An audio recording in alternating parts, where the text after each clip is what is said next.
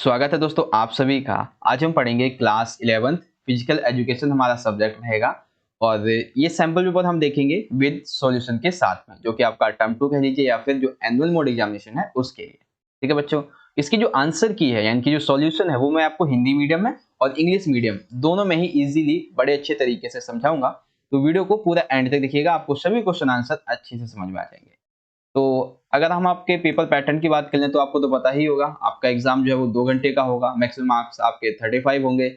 आपके 3 सेक्शन होंगे। खंड ए में आपके 9 प्रश्न होंगे, जिसमें से आपको 7 प्रश्न होंगे, यानी कि दो चॉइस आपको इसमें देखने को मिलेंगी 2 मार्क्स के क्वेश्चन में।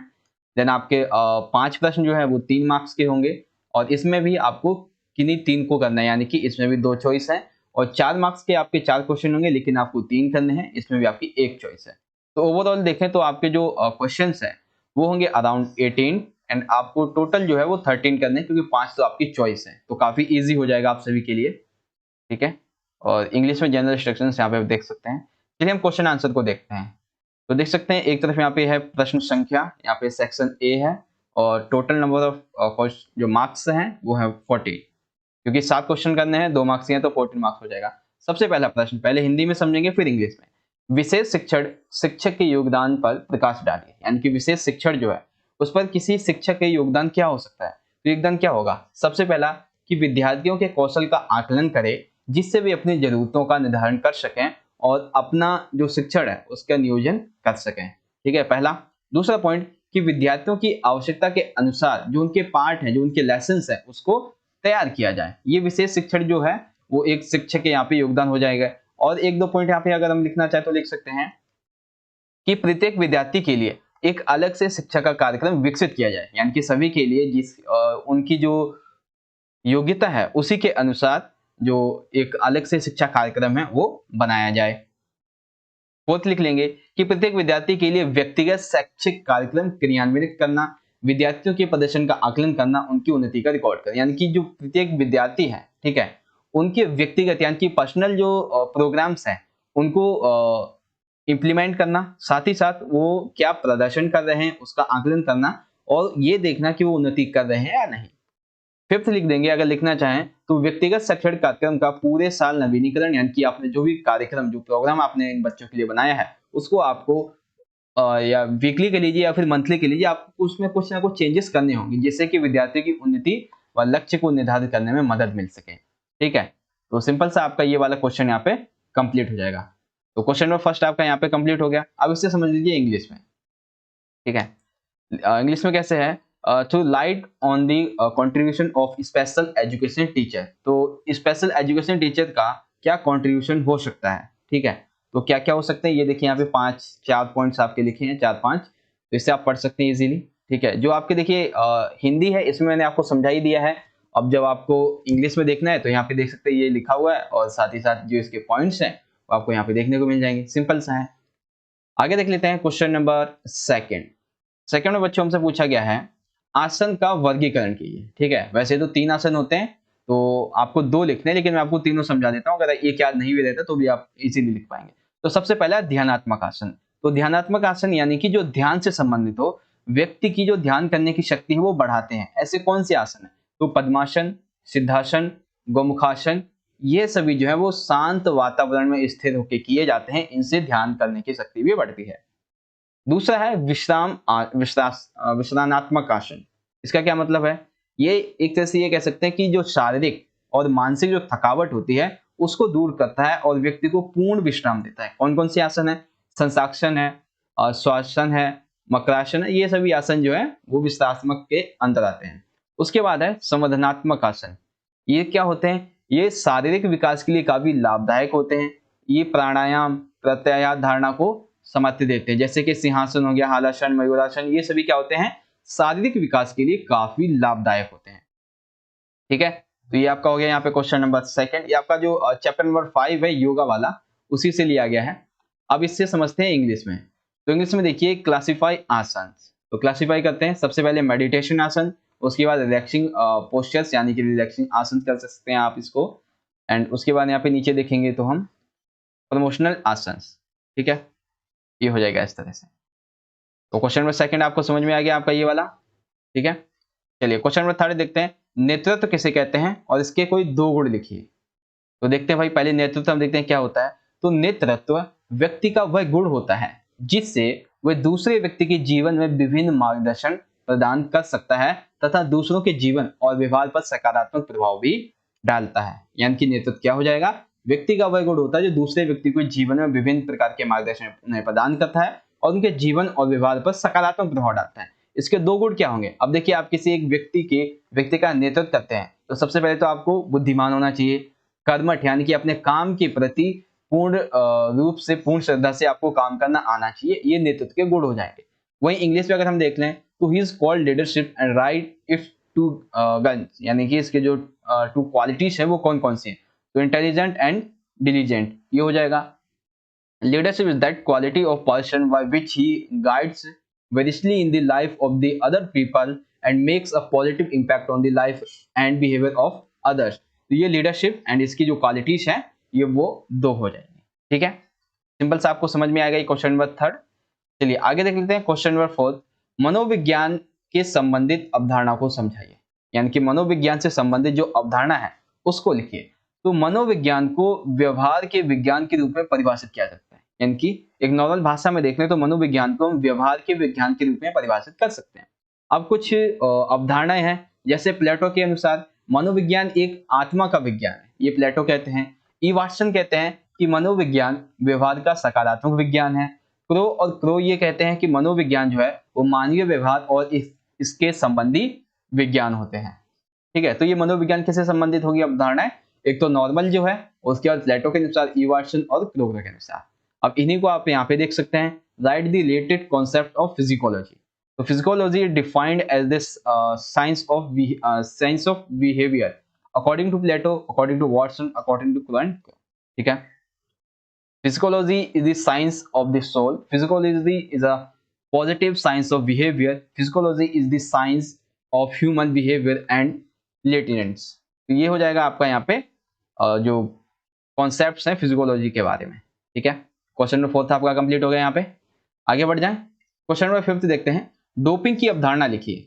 डोपिंग की आपको अवधारणा लिखनी है, बहुत ही आसान सा प्रश्न है, हालांकि ये 3 प्रश्न में पूछा जाना चाहिए था।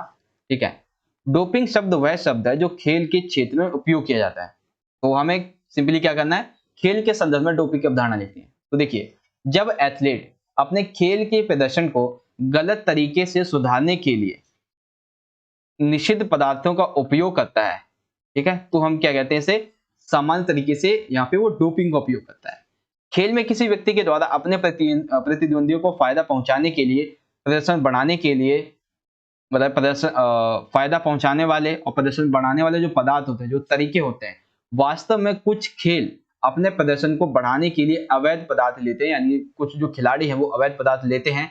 इसी गतिविधि को डोपिंग के रूप में जाना जाता है। यानी कि अगर हम यहाँ पे एक नॉर्मल सी भाषा की बात कर लें तो जब कोई एथलीट अपने खेल प्रदर्शन को गलत तरीके से सुधारने के लिए जो निषिद्ध पदार्थ होते हैं, ठीक है, उनका सेवन करता है जो कि अवैध है, उसी को हम क्या कह देते हैं, डोपिंग कहते हैं। ठीक है, उसके बाद खेलों में प्रतिबंधित जो पदार्थ होते हैं, ठीक है, खेलों में प्रतिबंधित प्रदर्शन बढ़ाने वाली दवाओं के इस्तेमाल को आमतौर पर डोपिंग कहा जाता है।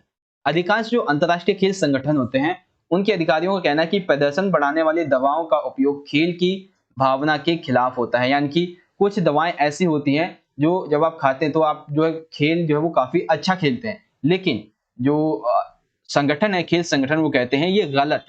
ठीक है, तो डोपिंग की जो अवधारणा है वो आपको यहाँ पे समझ में आ गई। अब समझिए इसको इंग्लिश में। Right the concepts of doping. तो डोपिंग का क्या कॉन्सेप्ट है, तो फर्स्ट एंड सेकंड, ये 2 पॉइंट्स आप इसमें इजीली लिख देंगे। ठीक है, अब चलिए इसे समझते हैं।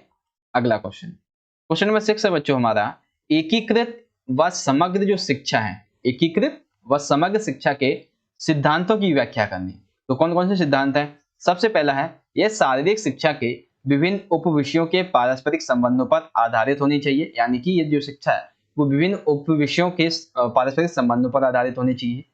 सभी व्यक्तियों की आवश्यकता के अनुसार ये शिक्षा के सिद्धांत होने चाहिए।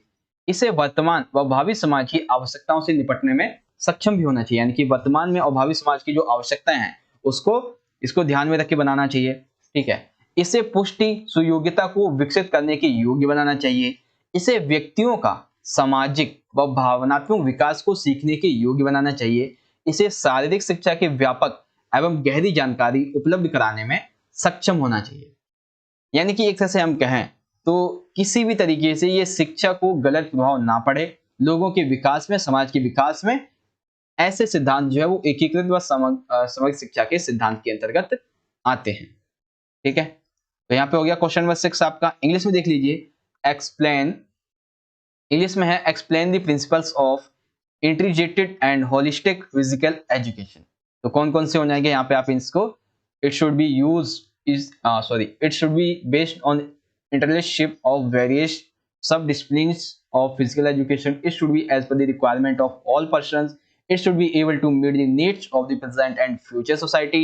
It should be able to develop conformation competence.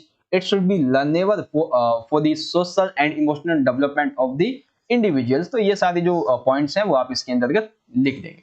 ठीक है, आपको समझ में आ गया क्वेश्चन नंबर 6 हिंदी और इंग्लिश में भी। चलिए क्वेश्चन नंबर 7 देख लेते हैं, खेल के महत्व को समझाइए। क्वेश्चन नंबर 7 है खेल के महत्व को, सॉरी खेल नहीं है ये योग है। एक्चुअली क्या है कि मैं आपका सेकंड जो सैंपल वो देख रहा था उसमें है खेल का महत्व, क्वेश्चन नंबर 7। ठीक है, तो उसे हम बाद में देखेंगे, पहले ये समझिए। योग के महत्व को समझाइए। योग का मतलब क्या होता है? योग में शारीरिक व मानसिक व्यायाम होते हैं जिनसे हमारे शरीर को लाभ होता है। अब इसके कई महत्व होते हैं, जैसे कि योग के द्वारा हमारा शरीर तंदुरुस्त रह सकते हैं, यानी कि अच्छा रह सकता है। हृदय और फेफड़ों की कार्य क्षमता में वृद्धि होती है। नियमित अभ्यास से शरीर जो है वो रोग मुक्त हो जाता है। शरीर की शक्ति, चपलता, लोच और समन्वय को ये बढ़ावा देता है योग करने से। योग करने से थकान दूर हो सकती है। स्मरण शक्ति यानी कि जो आपकी याद करने की शक्ति है वो अच्छी हो जाती है। शारीरिक ढांचे में यानी कि आपकी जो बॉडी शॉडी है वो बनने लगती है योग करने से। तो ये सारी चीजें जो वो योग करने की वजह से आपके शरीर में बदलाव आता है। तो योग का ये महत्व होता है। ठीक है, शरीर को अच्छा रखता है, हृदय और फेफड़ों की कार्य क्षमता में वृद्धि करता है, शरीर को रोग मुक्त बनाता है, थकान दूर करता है, आपकी याद करने की शक्ति बढ़ाता है, शारीरिक ढांचे को अच्छा बनाता है। ठीक है, तो ये सारी चीजें जो है वो आप इसमें लिखेंगे। ठीक है, तो इसी से इसको इंग्लिश में समझेंगे तो explain the importance of yoga. ठीक है, तो yoga consistence of physical and mental exercise which benefits our body, like our body can remain healthy through yoga. There is an increase in the efficiency of the heart and lungs. With regular practice, the body remains disease-free, increased body strength, agility, and coordination. Helps in removing fatigue, increase memory power, improve physical structure. तो ये सारे points जो हैं वो importance of yoga के अंतर्गत आप लिख दें। ठीक है, सिंपल सा आपको समझ में आ गया हिंदी और इंग्लिश में भी। चलिए अगला देख लेते हैं, क्वेश्चन नंबर 8। क्वेश्चन नंबर 8 है बच्चों, कैंपिंग से आप क्या समझते हैं? ठीक है, बहुत ही अच्छा प्रश्न है। कैंपिंग किसे कहते हैं? तो कैंपिंग जो है वो एक प्रकार की मनोरंजक आउटडोर क्रियाकलाप है। कैसा क्रियाकलाप? आउटडोर, यानी कि जो आप घर से बाहर करते हैं किसी एक पर्टिकुलर एरिया में जाके, जिसे में व्यक्ति अपने नियमित निवास स्थान को छोड़कर प्रकृति का आनंद उठाने के लिए कुछ रातें खुले में कैंपस स्थल पर बिताते हैं। ठीक है, यह एक सुनियोजित, व्यवस्थित व उद्देश्यपूर्ण कार्यक्रम होता है जिसमें व्यक्ति अन्य सहभागी, जिन्हें कैंपस कहा जाता है, उनके साथ अन्य क्रियाकलाप जैसे कि हाइकिंग, ट्रैकिंग, पर्वतारोहण, रॉक क्लाइंब माउंटेन, बाइकिंग तथा डोंगी चलाने वाली गतिविधियां, इन सभी का आनंद लेते। तो ये कैंपिंग के अंतर्गत आता है। कैंपिंग है वो कई प्रकार की हो सकती है, जैसे कि scout camping, NCC camping, NSS camp, खेल कैंप, साहसिक कैंप या फिर सामाजिक कैंप। यानी कि कैंपिंग जो है वो एक ही तरह की नहीं बल्कि बहुत सारी तरह की हो सकती है। पर्सनल भी हो सकती है, सामाजिक भी हो सकती है, स्कूल की तरफ से भी हो सकती है, एनएसएस से, बहुत सारी हैं जो यहाँ पे आप देख सकते हैं। ठीक है, तो क्वेश्चन नंबर 8 आपको समझ में आ गया। अब इसी तरह से इंग्लिश में से समझ लीजिए क्या है, व्हाट इज कैंपिंग। ठीक है, तो camping is a typical restriction outdoor activity in which individuals leave their regular habit and spend a few nights at a campus in the open to enjoy nature। अब इसके बारे में एक दो points और हैं, आप उन्हें भी पढ़ लीजिए और इजीली आप कैंपिंग का जो क्वेश्चन है वो आपका यहाँ पे कंप्लीट हो जाएगा। सिंपल सा है। ठीक है, ये हो गया यहाँ पे। अब समझिए अगला क्वेश्चन नंबर 9 है। वैसे यहाँ पे तो आपको 2 सिद्धांत लिखने में, लेकिन मैं आपको 3 समझा रहा हूँ। देखिए क्वेश्चन नंबर 9 है, खेल प्रशिक्षण के सिद्धांतों का उल्लेख कीजिए। बच्चों आपके 3 सैंपल पेपर में ये प्रश्न हर बार आया है 2 मार्क्स में, ठीक है, और मैंने आपको हर बार इसके 3 पॉइंट बताए हैं, इस बार भी बताते हैं। तो खेल प्रशिक्षण के 3 सिद्धांत, सबसे पहला अतिभार, 3 ही है टोटल। तो अतिभार का सिद्धांत देखिए, इसका अर्थ है खिलाड़ियों के प्रदर्शन में बढ़ोतरी करने के लिए प्रशिक्षण भार को बढ़ाना चाहिए, यानी कि उनका जो प्रशिक्षण है उसे अधिक बनाना चाहिए। उदाहरण के लिए सहन क्षमता को बढ़ाने के लिए मांसपेशियों को उससे अधिक लंबी अवधि तक कार्य करना चाहिए जितने भी अभ्यस्त हो चुके हैं। यानी कि अतिवार का सिद्धांत ये कहता है कि जितना खिलाड़ी को आ गया है उसे और अधिक सिखाना चाहिए, ठीक है। प्रगतिक्रम सिद्धांत, इस सिद्धांत के अनुसार अतिभार 1090 को धीरे धीरे क्रमबद्ध रूप से बढ़ाना चाहिए जिससे कि खिलाड़ी को इसे संभालने में आसानी हो। प्रगतिक्रम का सिद्धांत हमें उचित विश्राम व पुनर्शक्ति प्राप्त करने का भी एहसास कराता है। यानी कि प्रगतिक्रम का सिद्धांत जो है वो एक अतिभार निर्धारित किया गया 1090। तो हमें क्या करना चाहिए, खिलाड़ी के अंदर उसे इसे और अधिक बढ़ाने की जो प्रयास है वो करने चाहिए। साथ ही साथ विश्राम व पुनर्शक्ति प्राप्त करने का जो तरीका है वो भी यही बताता है। फिर आता है लास्ट, विविधता का सिद्धांत। एक सफल प्रशिक्षक को खिलाड़ी की रुचि तथा अभिप्रेरणा को बनाए रखने के लिए प्रशिक्षण कार्यक्रम में विविधताओं को शामिल करना चाहिए। विविधताओं के रूप में व्यायाम की प्रकृति, समय, पर्यावरण में बदलाव आदि के द्वारा ला सकते हैं। यानी कि एक खिलाड़ी को, सफल खिलाड़ी को और अधिक अच्छा सफल बनाने के लिए क्या करना चाहिए, पर्यावरण में, यानी कि वो जहां खेलता है उस समय को, उसके एरिया के, उसके पर्यावरण को, उन सभी को चेंज कर दिया जाए ताकि वो जो है उसका मन लगा रहे और नई नई जगह जब आप जाते हैं तो आप अच्छा प्रदर्शन कर पाते हैं, ठीक है। तो क्वेश्चन नंबर 9 हो गया। अब इसको इंग्लिश में समझ लीजिए। State any principles of sport training. तो principle of overload, progression principle and principle of variety. तो यहाँ पे आपका ये हो जाता है क्वेश्चन नंबर 9 खत्म। और इस तरह से आपका जो सेक्शन ए है वो यहाँ पे कंप्लीट हो जाता है। चलिए सेक्शन ए के सभी क्वेश्चन आंसर एक बार दोबारा से देख लीजिए। विशेष शिक्षण, शिक्षक के योगदान पर प्रकाश डालिए, ठीक है। आसन का वर्गीकरण कीजिए, सेकंड क्वेश्चन। उसके बाद थर्ड, नेतृत्व किसे कहते हैं, इसके कोई 2 गुण लिखिए। मनोविज्ञान से संबंधित अवधारणाओं को लिखिए। डोपिंग की अवधारणा लिखिए, right the concept of doping. एकीकृत व समग्र शिक्षा के सिद्धांतों की व्याख्या कीजिए। योग के महत्व को समझाइए, explain the importance of yoga. Camping किसे कहते हैं, व्हाट इज कैंपिंग। एंड खेल प्रशिक्षण के सिद्धांतों का उल्लेख कीजिए, अतिभार, प्रगतिक्रम, विविधता। State any principles of sports training, principal of overload, progression and principle of variety. तो सेक्शन ये हमारा कंप्लीट हो गया। यहाँ पे हमने 17 मिनट में एक सेक्शन कंप्लीट कर लिया। अब बात करते हैं सेक्शन बी की। तो सेक्शन बी में मैं पेन जो है वो एक बार चेंज कर लेता हूँ, ये ठीक है। तो देखिए सेक्शन बी हमारा यहाँ से स्टार्ट हो गया है। एक सेकेंड, कहाँ गया भाई, हाँ सेक्शन बी है। इसमें आपके जो है 3 मार्क्स के आपको 5 प्रश्न दिए जाएंगे, लेकिन 5 में से आपको किन्हीं 3 के उत्तर देने हैं, तो इसीलिए 9 अंक यहाँ पे लिखे गए, ठीक है। तो क्वेश्चन नंबर 10 है, विशेष आवश्यकता वाले बच्चों के लिए परामर्शदाता की भूमिका का वर्णन कीजिए। जो एक परामर्शदाता होता है, इसकी विशेष आवश्यकता वाले बच्चों के लिए क्या भूमिका हो सकती है। तो भूमिका देखिए काफी बड़ी है, लेकिन इसमें से जो है वो आप चाहें तो 3 मार्क्स के है, 5 पॉइंट याद कर लीजिएगा, ठीक है। सबसे पहला, परामर्शदाता की सहायता एवं सकारात्मक योगदान से इन बच्चों की वृद्धि एवं विकास की जो दर है वो बढ़ती है। सिंपल सा, बच्चों की वृद्धि और विकास की दर बढ़ती है। दूसरा, विशेष आवश्यकता वाले बच्चों को बचपन से ही व्यक्तिगत शिक्षा कार्यक्रम, यानी कि जो ये व्यक्तिगत शिक्षा कार्यक्रम होते हैं, ये केवल उन्हें शैक्षणिक योग्यता ही नहीं बल्कि उन्हें भावनात्मक, उन्हें स्वास्थ्य और सामाजिक तालमेल बढ़ाने का सकारात्मक बदलाव होता है वो भी उन्हें प्रदान करती है। थर्ड है, परामर्शदाता जो है वो उनकी विशिष्टता, किन की विशेष आवश्यकता वाले बच्चों की विशिष्टता के अनुसार परामर्श सत्र आयोजन करते हैं। परामर्शदाता व्यक्तिगत शिक्षा कार्यक्रम में बच्चों के अभिभावकों को भी बुलाते हैं, उनकी भागीदारी को सुनिश्चित करते हैं और देखते हैं कि बच्चे का विकास कैसे हो रहा है।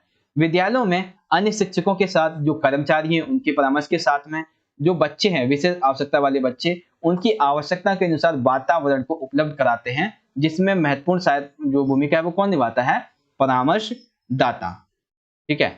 उसके बाद एक आखिरी पॉइंट है कि अन्य विद्यालयों में जैसे कि समाज के अन्य पेशों के विशेषज्ञ जैसे व्यावसायिक चिकित्सक, मनोचिकित्सक, भौतिक चिकित्सक आदि के सहयोग से विशेष बच्चों की सहायता करना ये जरूरी है। परामर्शदाता जो है वो विद्यालय में जिन बच्चों को विशेष शिक्षा की आवश्यकता होती है उनकी समय समय पर पहचान करते हैं और उनके लिए विशेष शिक्षा की जो योग्यता है उसका भी निर्धारण करते हैं, ठीक है। तो परामर्शदाता की जो यहाँ पे भूमिका है वो इस तरह से आप लिख देंगे। तो क्वेश्चन नंबर 10 हमारा कंप्लीट हो गया हिंदी में, और इंग्लिश में सभी पॉइंट्स आप यहाँ पे देख सकते हैं। Describe the role of counsellor of describe the role of a counsellor for children with special needs. तो कौन कौन से जो रोल्स हैं वो निभाता है एक काउंसलर स्पेशल नीड्स के स्टूडेंट्स के साथ में, वो यहाँ पे इजीली इन सभी पॉइंट्स को आप पढ़ सकते हैं। ठीक है, समझ में आ गया आप सभी को। क्वेश्चन नंबर 11 देखते हैं। 11 में हमसे पूछा गया बच्चों, योग के तत्वों की सूची बनाइए तथा तत्वों की कुछ तत्वों की यानी कि एक दो तत्वों की आपको व्याख्या भी करनी। तो देखो भाई, योग के तत्वों का वर्णन अष्टांग योग यानी कि 8 है, तो इसीलिए इन्हें अष्टांग योग के रूप में किया जाता है। अष्ट का अर्थ है 8, अंग का मतलब है अर्थ, अवयव या फिर शाखा। इस प्रकार अष्टांग योग का अर्थ हो जाएगा 8 अंगों का योग। अब योग की जो तत्वों की सूची है उसमें देखें तो सबसे पहले आता है यम, फिर आता है नियम, फिर आता है आसन, फिर प्राणायाम, प्रत्याहार, धारणा, ध्यान और समाधि। ये सभी क्या है? ये है योग के तत्व। ठीक है बच्चों, समझ में आ गया आप सभी को। योग के तत्व कितने हैं? 8 हैं। यम, नियम, आसन, प्राणायाम, प्रत्याहार, धारणा, ध्यान और समाधि। अब इसमें से हम किन्हीं एक दो को क्या करते हैं? एक्सप्लेन करते हैं। तो एक्सप्लेन कैसे करेंगे? देखिए, एक्सप्लेन करने के लिए देखिए मैंने यहाँ पे 4 को एक्सप्लेन कर रखा है। सबसे पहला तो है यम। यम का मतलब है, यम 5 सिद्धांत है जो एक ऐसे आचार संहिता की रूपरेखा प्रस्तुत करते हैं जिसका दुनिया में रहते हुए किसी व्यक्ति के द्वारा पालन किया जाना चाहिए। सबसे पहला है अहिंसा, सत्य, अस्तेय, ब्रह्मचर्य, अपरिग्रह। ये है यम के 5 सिद्धांत। नियम, नियम जो है वो आत्मा को सुधारने की एक नियमावली है, जैसे कि शौच, संतोष, तप, स्वाध्याय और ईश्वर प्राणिधान। आसन क्या है? आसन जो है वो योग की विभिन्न मुद्राएं हैं। प्राणायाम क्या है? प्राणायाम विभिन्न श्वसन तरीकों का अभ्यास है, जैसे कि पूरक श्वास अंदर लेना, कुंभक यानी कि श्वास को अंदर रोकना, रेचक यानी कि श्वास को छोड़ना। तो ये सारे जो पॉइंट्स हैं योग के तत्वों के अंदर, यम, नियम, आसन, प्राणायाम, इसको जरूर याद कर लीजिएगा। इनसे संबंधित आपके 2 मार्क्स के भी 4 मार्क्स से 3 मार्क्स के क्वेश्चन पूछे जा सकते हैं। तो यहाँ पे आपका क्वेश्चन नंबर 11 भी कंप्लीट हो गया यहाँ पे इजीली। ठीक है, तो यहाँ पे देख लीजिए आप। उसके बाद अब इसे इंग्लिश में समझिए। ठीक है, लिस्ट द एलिमेंट्स, एक सेकेंड, हाँ, list the elements of yoga and explain some elements. तो the elements of yoga can be described as a ashtanga yoga. Ashta means 8 and ang means organ and branch, thus ashtang yoga means the yoga of 8 limbs।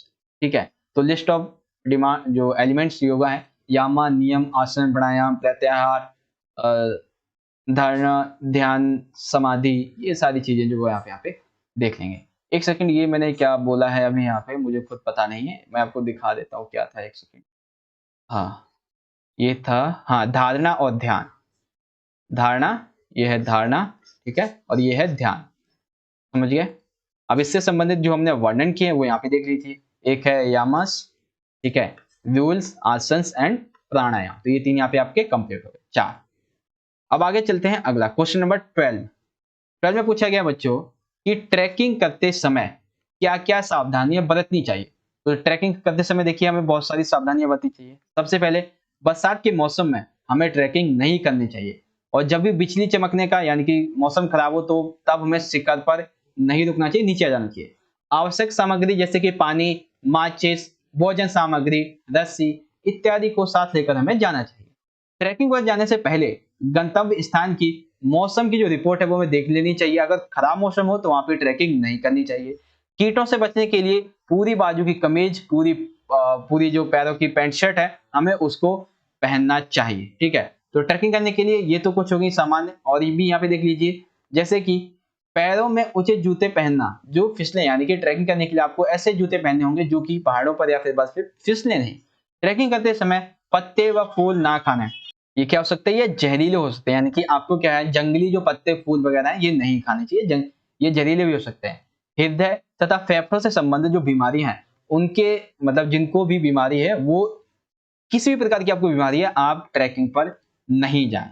ठीक है, तो trekking करते समय ये 4 यहाँ पे हो गई और 3 यहाँ पे। तो ओवरऑल 7 हमने विशेषता यहाँ पे पढ़ ली है। कौन कौन सी विशेषताएं हैं इंग्लिश में देखें तो what precautions should be taken while trekking. तो कौन कौन सी है? Do not trek and in rainy season, do not stop at summit when the lightning strikes. ठीक है, तो यहाँ पे और भी सारे पॉइंट्स हैं, इसे आप यहाँ से पढ़ सकते हैं इसीलिए। ठीक है, यहाँ पे मैंने आपको समझा दिया है। क्वेश्चन नंबर 12 आपका कंप्लीट हो गया। आगे बढ़ जाएं, अगला क्वेश्चन देखते हैं, क्वेश्चन नंबर 13। 13 में बच्चों हमसे पूछा गया किशोरों की समस्याओं का वर्णन कीजिए।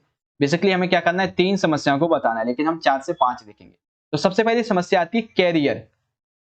ये बहुत बड़ी समस्या है कि किशोर के कैरियर का चयन माता-पिता के द्वारा निर्धारित किया जाता है, क्योंकि उन्हें लगता है कि किशोर अपने कैरियर के बारे में परिपक्व नहीं है। वह अपने फैसले का चुनाव स्वयं करना चाहता है और उसके व्यवहार में बड़ा परिवर्तन आ जाता है, क्योंकि उसका कैरियर कौन तय करता है, माता-पिता, लेकिन बच्चा स्वयं करना चाहता है। शारीरिक समस्याएं, लड़के और लड़कियों को उनमें बाहरी और आंतरिक परिवर्तन के कारण कई बार अनावश्यक चिंता हो जाती है। आपको पता है कि जैसे-जैसे किशोरावस्था में बच्चे आते हैं, ठीक है, लड़के और लड़कियों में आंतरिक और बाहरी दोनों तरह के परिवर्तन आने लगते हैं। इसी वजह से क्या होता है, वो चिंतित हो जाते हैं, ये मेरे साथ क्या हो रहा है। लेकिन जो ये सारी चीजें जो है वो एक एज के बाद होना शुरू हो जाता है। उसके बाद है आक्रामक व्यवहार की समस्या। इस अवस्था में किशोर आक्रामक व्यवहार शुरू कर देते हैं, यानी कि वो गुस्सा और जल्दी से निर्णय लेने वाले बन जाते हैं। वे जल्दी ही चिड़चिड़ा जाते हैं। जब कोई कार्य करने के लिए उनसे कहा जाता है तो वे उस कार्य करने को उसको इनकार कर देते हैं। साथ ही साथ वे नायक यानी कि खुद को हीरो बनाने की कोशिश में लगे रहते हैं। तो ये सारी जो परेशानियां हैं वो किशोरों को उनके किशोर अवस्था में उन्हें देखने को मिलती हैं। उसके बाद सामंजस्य में स्थिरता में कमी, यानी कि किशोर की स्थिरता में कमी हो जाती है, जिसके फलस्वरूप उनमें सामंजस्य करने की शक्ति नहीं होती है, उनका व्यवहार स्थिर नहीं होता है, वे जीवन में आगे आने वाली समस्या से समझौता नहीं करना चाहते हैं। कई बार ऐसी स्थिति भी आ जाती है कि वे अपने परिवार में भी सामंजस्य स्थापित नहीं कर पाते हैं। वे घर में एक स्वतंत्र वातावरण में हो जाते हैं, यानी कि सामंजस्य और स्थिरता में कमी का मतलब ये है कि जो बच्चे होते हैं वो ना तो समाज में ना ही तो परिवार में एक दूसरे अच्छे से बात कर पाते हैं, सामंजस्य नहीं बैठा पाते, समझौता नहीं कर पाते। बस उन्हें चाहिए कि हाँ भाई हम हैं, बस हमें तो बस इस घर पे मेरा राज चलेगा, ऐसा कुछ, ठीक है। उसके बाद है महत्व की अनुभूति, ये भी काफी इंपॉर्टेंट है। किशोर जो है वो स्वयं को महत्वपूर्ण समझने लगते हैं और सोचने लगते हैं कि उसे भी अधिक सम्मान मिलना चाहिए, लेकिन उसके माता पिता उसे गंभीरता से नहीं लेते हैं। वह किशोर की भावना को समझने में विफल रहते हैं। यही कारण है कि यह खुद को महत्वहीन समझने लगते हैं। ठीक है, तो यहाँ पे ये कंप्लीट हो गया आपका क्वेश्चन नंबर 13, किशोरों की समस्याओं का वर्णन कीजिए। ठीक है बच्चों, तो 13 अब इसको आप इंग्लिश में देख लीजिए। Describe the problems of adolescents, तो कौन कौन सी हो जाएंगी, यहाँ पे नीचे देख सकते हैं आप। सबसे पहली है कैरियर सिलेक्शन प्रॉब्लम, ठीक है, physical problem, problem of aggressive behaviour, loss of question and stability. उसके बाद लास्ट है, एक सेकेंड कहाँ गया भाई, हाँ, सेंस ऑफ इम्पोर्टेंस, ये वाला लास्ट है। यहाँ पे किशोर की जो समस्या है, एडोलसेंस जो है उनकी समस्याएं जो है यहाँ पे कंप्लीट हो जाती हैं। आगे देखते हैं बच्चों, क्वेश्चन नंबर 14 है, ये भी आपके 2 सैंपल पेपर में आ चुका है बच्चों। वृद्धि और विकास में अंतर स्पष्ट कीजिए। इस बार में लेकिन मैंने यहाँ पे थोड़ा चेंज किया है। क्या किया है कि वृद्धि क्या होता है ये समझाए। वृद्धि शब्द जो है वो आकार, भार और ऊंचाई आदि को बढ़ाने या बड़े एवं भारी बनने के उपयोग में किया जाता है। अब देखिए, आकार, भार और ऊंचाई, इनके बारे में तो वृद्धि क्या होगी, हमेशा परिणात्मक होगी। वृद्धि में शरीर के अंगों जैसे कि दिमाग आदि की ऊंचाई, भार, आकार एवं रूप, ये सभी सम्मिलित होते हैं। वृद्धि जो होती है वो मापने की योग्य होती है और ये प्रत्यक्ष रूप से होती है। वृद्धि एक सीमित अवधि अर्थात एक विशेष आयु तक ही होती है। वृद्धि व्यक्तित्व के एक पहल के बाद में तुरंत सीमित विस्तार तक कर सकती है, यानी कि वृद्धि जो है वो व्यक्ति के अंदर तुरंत और सीमित विस्तार करती है। अब बात करते हैं विकास की, किस तरह से डिफरेंस है इसमें। तो विकास के अंतर्गत देखिए क्या होता है, विकास एक प्रगतिशील बदलाव है जो अनुभव और परिपक्वता के परिणाम स्वरूप व्यवस्थापूर्ण एवं पहले से नियत पैटर्न के अनुसार होता है। विकास कैसा होता है, गुणात्मक के साथ परिणात्मक भी होता है, यानी कि इसमें गुणात्मक तो हो गई, साथ में परिणात्मक भी होगा। विकास में शारीरिक बदलावों के साथ साथ सामाजिक एवं भावनात्मक बदलाव भी शामिल होते हैं। विकास जो है वो केवल परिपक्व व्यवहार के द्वारा देखा जा सकता है एवं यह अप्रत्यक्ष भी होता है। ठीक है, विकास हमेशा मृत्यु तक होता ही रहता है, यानी कि इसकी कोई आयु नहीं है। विकास व्यक्ति के सभी पक्षों के साथ संबंध को बढ़ाए रखता है और इनका विस्तार विशाल तरीके से होता है। तो विकास और वृद्धि में ये कुछ अंतर थे जो कि आपको यहाँ पे इजीली तरीके से समझ में आ गए होंगे। अब देखिए, explain the difference between growth and development. तो कौन कौन से हो जाएंगे देख लीजिए, एक ही स्क्रीन पे आपको सभी दिख रहे होंगे। सबसे पहले ग्रोथ देख लीजिए, यहाँ पे सभी पॉइंट्स यहाँ पे लिखे हुए हैं, ठीक है। उसके बाद डेवलपमेंट क्या होता है और कौन कौन से इसमें जो पॉइंट्स हैं वो आप यहाँ पे इजीली इसे पढ़ सकते हैं, ठीक है। तो आपको समझ में आ गया ये वाला क्वेश्चन नंबर जो आपका था 14, हिंदी और इंग्लिश दोनों में ही। अब देखिए हमारा यहाँ पे जो सेक्शन बी था हमारा, ठीक है। 14, 13, 12, 11 एंड 10, यानी कि टोटल हमारे 5 क्वेश्चन हो गए 3 मार्क्स के, जो कि कंप्लीट हो चुके हैं। तो सेक्शन बी हमारा कंप्लीट हो गया। सेक्शन सी की बात कर लेते हैं बच्चों, क्वेश्चन नंबर 15। सेक्शन बी में देखिए आपके 4 मार्क्स के 4 क्वेश्चन है, लेकिन आपको किन्हीं 3 के उत्तर लेने हैं, तो ये 12 अंक का हो जाएगा। तो यानी कि 12 + 12 + 9 कितना हो गया, 2 2 4, सॉरी 12 नहीं, और सेक्शन ए जो है वो हमारा 14 मार्क्स का है, तो 4 2 6 और 9 6 15, 2 1 3 35। हाँ ठीक है, सही है हमारा। तो अब देखिए यहाँ पे क्वेश्चन नंबर 15, सुखासन योग करने की विधि तथा लाभ बताएं। अब देखिए विधि तो आपको पूरी लिखनी पड़ेगी, क्योंकि उसमें कुछ हम कम तो कर नहीं सकते, लेकिन हाँ लाभ जो है वो आप चाहे तो 2 3 लिख सकते हैं, उसकी कोई दिक्कत नहीं, लेकिन विधि आपको पूरी लिखनी पड़ेगी। तो देखिए सबसे पहले आपको क्या करना है, जमीन पर एक चटाई या फिर दरी बिछा लीजिए। उसके बाद अपने दोनों पैरों को सामने और सीधे रखें। अपने अपने एक पैर की एड़ी अपने दूसरे पैर की जंघा के नीचे रखें, और फिर दूसरे पैर की एड़ी को भी इसी प्रकार से रखें। ऐसा करके आप पालथी में आ जाएंगे, पालथी मुद्रा में। अपनी पीठ और मेरुदंड को बिल्कुल ही सीधा रखिए। अपने कंधों को ढीला छोड़ते हुए अपनी सांस को पहले अंदर की ओर ले जाइए और फिर उसे बाहर की ओर छोड़ना शुरू कीजिए। अपनी हथेलियों को एक के ऊपर एक करके अपनी पलथी के ऊपर रखें। अपने सिर को ऊपर उठाते हुए अपनी दोनों आंखों को बंद कर लीजिए और अपना पूरा ध्यान अपनी श्वास क्रिया पर लगाते हुए लंबी व गहरी सांसें लीजिए और फिर उस मुद्रा को छोड़ते जाइए। तो इस तरह से आपका जो सुखासन योग है होता चला जाएगा। ठीक है, तो ये विधि हो गई आपकी सुखासन योग की। अब बात कर लेते हैं हम इसकी कि इसके लाभ क्या है। तो लाभ बहुत सारे हैं, देख लीजिए कौन कौन से। सबसे पहला मानसिक, ठीक है, मानसिक सुख व शांति का अनुभव होता है। चिंता, अवसाद, फिर क्रोध, इन सभी में लाभदायक होता है। बैठने की एक सही आदत बन जाती है। मन की चंचलता को कम करने में ये सहायक होता है। रीढ़ की हड्डी में होने वाले सभी रोगों से निजात दिलाता है।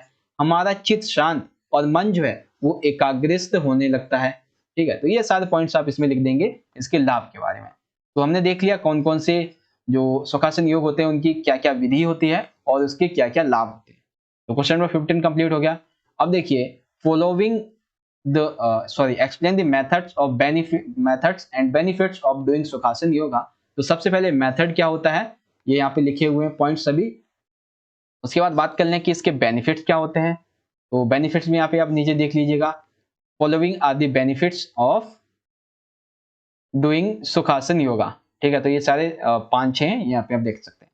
उसके बाद आ जाता है बच्चों क्वेश्चन नंबर 16, काफी इंपॉर्टेंट प्रश्न है ये आपका 4 मार्क्स का, कि साहसिक क्रियाकलापों के दौरान क्या क्या करना चाहिए तथा क्या क्या नहीं करना चाहिए, इसे सूचीबद्ध कीजिए। यानी कि जब आप साहसिक क्रियाकलाप कर रहे होते हैं तो उस समय आपको क्या करना चाहिए और क्या नहीं, उसे समझाइए।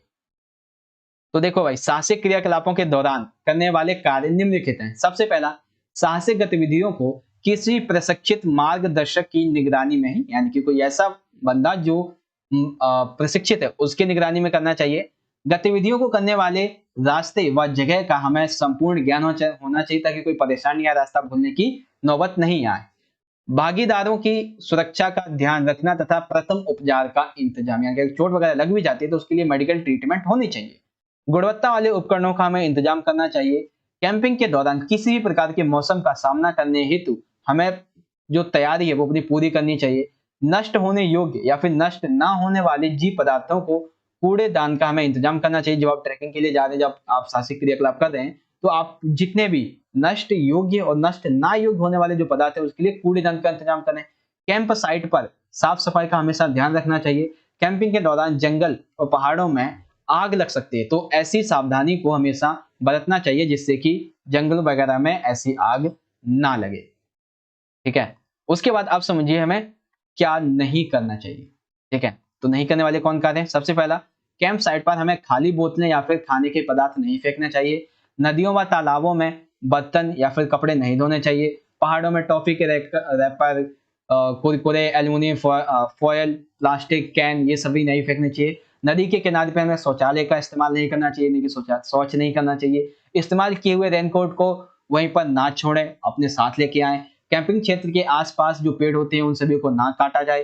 पीने के पानी जैसे कि नदियों, नहरों, इन सभी को आपको प्रदूषित नहीं करना चाहिए। ध्वनि प्रदूषण से जीव जंतुओं जो है वो परेशान हो जाते हैं, तो आपको जो ध्वनि प्रदूषण कैंपिंग साइट पर नहीं करना चाहिए। ठीक है, तो ये सारे पॉइंट्स आप जो है वो इसमें लिख देंगे। साहसिक क्रियाकलाप के दौरान क्या करना चाहिए उसके लिए ये लिखेंगे, क्या नहीं करना चाहिए उसके लिए ये लिखेंगे। ठीक है, तो अब इस समझ लीजिए इसे इंग्लिश में कि list the dos and don'ts during adventure activities. तो सबसे पहले आपको to be done during adventure activities, तो आप ये सारे पॉइंट्स लिख देंगे इजीली।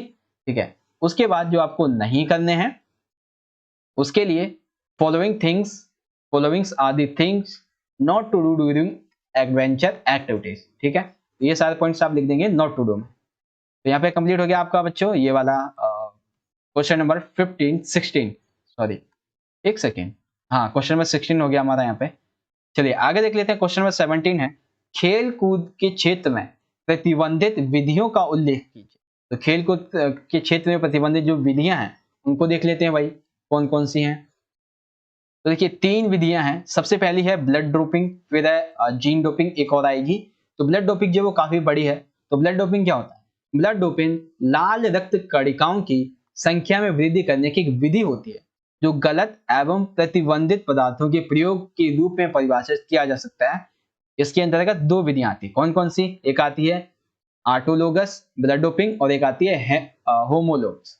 तो ऑटोलोगस क्या होती है? खेल प्रतियोगिता से कुछ हफ्ते पहले खिलाड़ी के रक्त को बढ़ा दिया जाता है, इसे यानी कि ऑटोलोगस क्या हो जाएगा? ऑटो यानी कि खिलाड़ी के रक्त को बढ़ा दिया जाना खेल प्रतियोगिता से कुछ समय पहले। होमोलोगस जब एक व्यक्ति के शरीर से ताजा रक्त लेकर सीधा दूसरे खिलाड़ी के शरीर में चढ़ा दिया जाता है, इसे होमोग्लोब्स कहते हैं। यानी कि मान लीजिए कोई खेल प्रतियोगिता होने वाली है तो उस समय क्या करते हैं कि एक व्यक्ति के शरीर से खून लेकर वो सीधा दूसरे खिलाड़ी के जो शरीर है उसमें चढ़ा दिया जाए, तो इसे कहते हैं होमोग्लोब्स। ऑटोलोगस क्या है? इसमें 1 वीक पहले हो जाता है, इसमें जो है वो तुरंत होता है।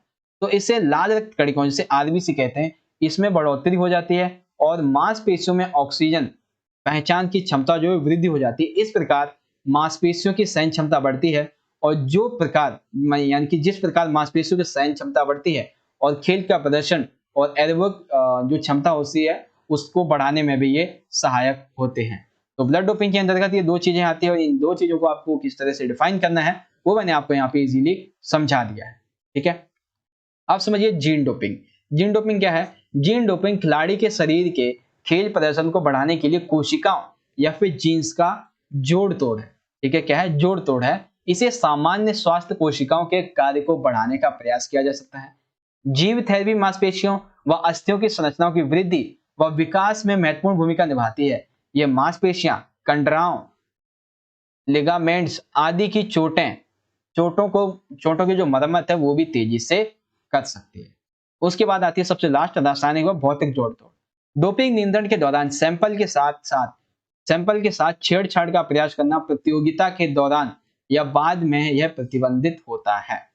तो ये चीजें हैं किसके बारे में? जो खेल कूद के संबंध में जो प्रतिबंधित विधियां हैं। ठीक है, अगला जो एक सैंपल पेपर होगा उसमें पदार्थ होंगे, उन पदार्थों के बारे में हम देखेंगे। तो ब्लड डोपिंग, जीन डोपिंग और रासायनिक जोड़ तोड़ ये समझ में आ गया आपको। आप समझिए इसे इंग्लिश में। तो इंग्लिश में है mention the prohibited laws in the field of sport। तो ब्लड डोपिंग, ठीक है, एक ब्लड डोपिंग हो जाएगा, इसके 2 पार्ट्स हैं उसको आप समझ लीजिए। उसके बाद gene doping and chemical and physical manipulation. उसके बाद सबसे आखिरी प्रश्न आता है बच्चों हमारा, 5 मिनट का और बचा है वीडियो हमारा। तो चलिए आगे बढ़ते हैं। सबसे आखिरी प्रश्न और सबसे काफी इंपॉर्टेंट भी है ये आपके एग्जाम के पॉइंट ऑफ व्यू से। समावेशीकरण के क्रियान्वयन के कुछ तरीकों का वर्णन कीजिए। तो कौन कौन से तरीके हैं? तो विद्यालय शिक्षा व उसके परिसर में समावेशी शिक्षा के निम्न तरीके हो सकते हैं। सबसे पहला, स्कूल के वातावरण में सुधार। स्कूल के वातावरण में सुधार कैसे? स्कूल का वातावरण किसी भी प्रकार की शिक्षा में बड़ा ही योगदान रखता है। ये कई चीजों की शिक्षा और बच्चों को बिना सिखाए भी देता है। यानी कि जो वातावरण होता है अगर वो अच्छा है तो वातावरण ही बच्चों को बिना सिखाए हुए भी बहुत सारी चीजों की शिक्षा देता है। अतः समावेशी शिक्षा के हेतु सर्वप्रथम उचित व मनमोहक स्कूल भवन का प्रबंधन जरूरी है। इसके अलावा स्कूलों में अध्यापक, आवश्यक साज सामान व शैक्षिक सामग्री का भी समुचित प्रबंध किया जाना चाहिए। फिर आता है दाखिले की नीति में परिवर्तन। जो विद्यार्थी चीजों को स्पष्ट रूप से देख पाने में सक्षम नहीं है या फिर आंशिक रूप से अपाहिज है, ऐसे विद्यार्थियों को स्कूल में दाखिला देकर हम समावेशन को बढ़ावा दे सकते हैं, जिसके लिए विद्यालय में दाखिले की नीति में थोड़ा सा परिवर्तन करना जरूरी होता है। तो दाखिले में परिवर्तन करने के लिए हम समावेशीकरण को क्या कर सकते हैं, बढ़ा सकते हैं, इसको हम लागू कर सकते हैं। उसके बाद देखिए यहाँ पे तीसरा है रुचिपूर्ण एवं विभिन्न पाठ्यक्रम का निर्धारण।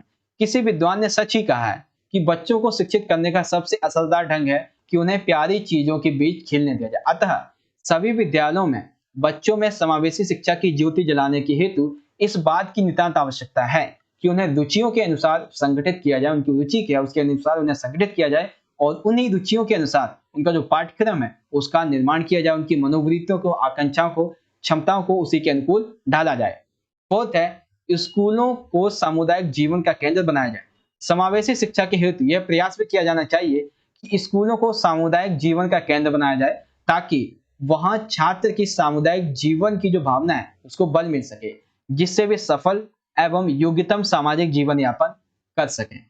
इस उद्देश्य की प्राप्ति हेतु समय समय पर विद्यालयों में वाद विवाद, खेलकूद, देशाटन जैसे मनोरंजन कार्यक्रम जो है वो आयोजित किए जाने चाहिए। तो समावेशीकरण के लिए 2 पॉइंट और हो गए, रुचिपूर्ण एवं विभिन्न पाठ्यक्रम का निर्धारण किया जाए, साथ ही साथ स्कूलों को सामुदायिक जीवन का केंद्र बनाया जाए। और उसके बाद 2 पॉइंट्स और हैं आपके यहाँ पे, सबसे आखिरी इसमें है विद्यालय शिक्षा में नई तकनीकों का प्रयोग। समावेशी शिक्षा को लागू करने के लिए शिक्षा प्रद में जैसे फिल्में हो गई, शिक्षा से संबंधित फिल्में हो गई, टीवी कार्यक्रम हो गए, व्याख्यान हो गए, वीएसआर हो गए, कंप्यूटर, इन सभी उपकरणों को प्राथमिकता दी जाए। इससे विद्यालय में इन्हें उपलब्ध कराया जाए और इन्हें प्रयोग में लाया जाए। मार्गदर्शन एवं समुपदेशन की व्यवस्था। भारतीय विद्यालयों में समावेशी शिक्षा के पूर्णतः लागू ना होने के कई कारणों में से एक है कि वहां पे मार्गदर्शन नहीं हो पाता है सही से। ठीक है, तो इसके अभाव में विद्यालय में समावेशी का वातावरण नहीं हो पाता है। तो हर विद्यालय में एक मार्गदर्शक जो है वो वहां पे मौजूद होना चाहिए। उसके बाद इसे समझेंगे इंग्लिश में, तो describe the sub methods of implementation of inclusion. तो कौन कौन से जो मेथड्स हैं, सबसे पहले improvements in school environment, change in the admission policy, determining interesting and varied curriculum. ठीक है, उसके बाद है school should be made the centre of community life, use of new technology in school, system of guidance and empowerment. तो इस तरह से आपका ये क्वेश्चन नंबर 18 भी जो है वो यहाँ पे कंप्लीट हो जाता है। और इसी तरह से हमारी आज की जो वीडियो है वो भी यहाँ पे बच्चों खत्म हो जाती है। आशा करता हूँ बच्चों आपको वीडियो अच्छी लगी होगी। गाइस वीडियो अच्छी लगी तो लाइक कीजिएगा, ज्यादा से ज्यादा अपने सभी दोस्तों को भी शेयर कीजिएगा और कमेंट करके बताइएगा बच्चों आपको जो आज का ये सैंपल पेपर वो कैसा लगा और आपको अच्छे से समझ में आ गया होगा। अगर समझ में आया है तो लाइक कीजिएगा, शेयर कीजिएगा अपने सभी दोस्तों के साथ। हम मिलेंगे आपसे अगली वीडियो में, तब तक के लिए आप पढ़ते रहिए और इस वीडियो को ज्यादा से ज्यादा शेयर कीजिएगा अपने सभी दोस्तों के साथ। मिलेंगे नेक्स्ट वीडियो में, तब तक के लिए आप पढ़ते रहिए और अपना ख्याल रखिए। धन्यवाद। जय हिंद, वंदे मातरम।